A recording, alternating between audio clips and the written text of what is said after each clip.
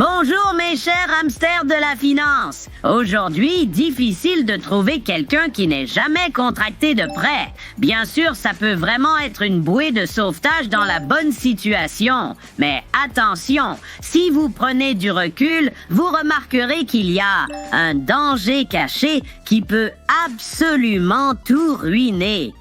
Regardez la vidéo suivante et voyez par vous-même, écoutez attentivement.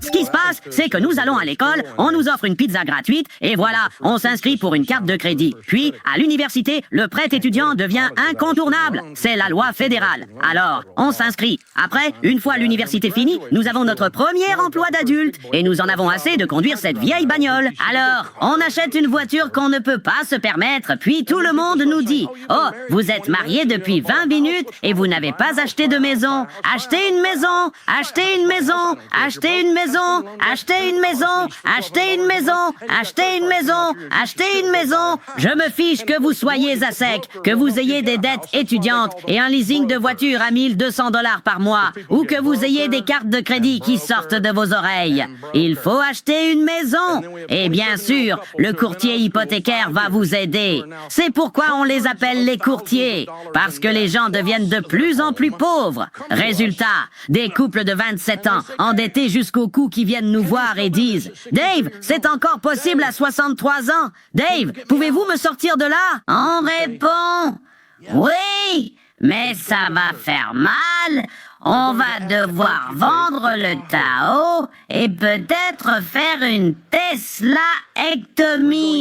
L'un des avantages de la faillite, c'est que je ne me soucie plus du regard des autres. C'est pour ça que les lettres de haine adressées à Dave Ramsey sont si drôles.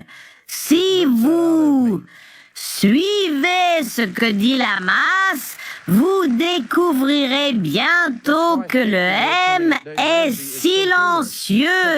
Je ne veux pas être normal. Je ne veux pas être conformé à ce monde. Et si cela vous contrarie, cela signifie que j'ai fait mon travail. Parce que c'est pour cela que Dieu m'a mis sur la planète. Pour énerver les gens comme ça. C'est pour ça que je suis ici. Alors peut-être qu'ils regarderont au moins leur boussole et verront où se trouve vraiment le Nord. Parce que Sharon et moi avons pris une décision. Nous ne vivons pas comme ça. Et à partir de ce moment-là, nous n'avons plus jamais emprunté un centime à qui que ce soit, en aucune circonstance. Waouh, c'était comme un cours magistral sur la vie et l'argent. Que ce soit pour les études, l'achat d'une voiture ou une maison, un prêt peut sembler être la solution facile et parfois il aide vraiment. Mais en même temps, cela peut devenir une habitude dangereuse. Celle qui piège les gens dans un cycle de dette interminable. Bien sûr, chacun doit décider par lui-même si cela en vaut la peine ou non. Mais croyez-moi, il n'y a pas de meilleure sensation que de savoir que vous ne devez pas un seul centime à qui que ce soit. C'est ça, la vraie liberté. À la prochaine dans l'épisode suivant, et rappelez-vous, les hamsters sont puissants. Un pour tous et tous pour un.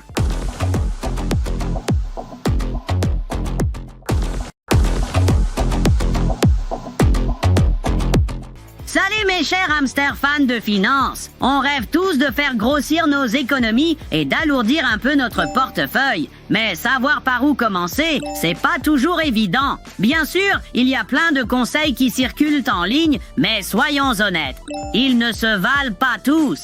C'est justement pour ça que la vidéo d'aujourd'hui sort du lot. Elle explique comment se constituer un capital de manière logique et surtout accessible. Alors, on se branche, on apprend quelque chose d'utile et on fait un pas de plus vers un avenir financier plus grand et plus solide. Prêt à vous lancer? C'est parti!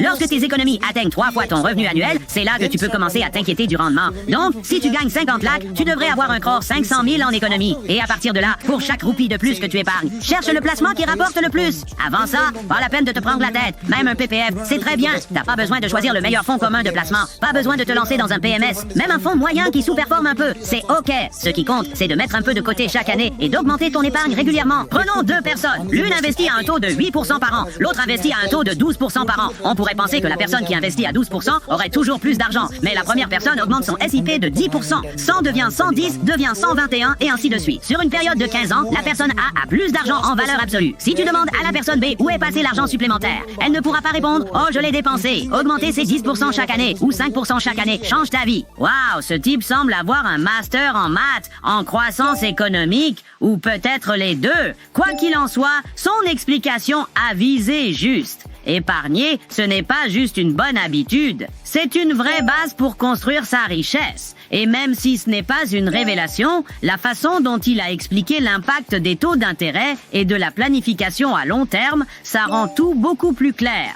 Avec la bonne stratégie, atteindre ses objectifs financiers peut devenir bien plus simple et rapide. Alors, continuez à suivre, affûtez vos compétences en gestion d'argent et continuons à empiler les connaissances. À la prochaine, et souvenez-vous, les hamsters sont puissants. Un pour tous et tous pour un.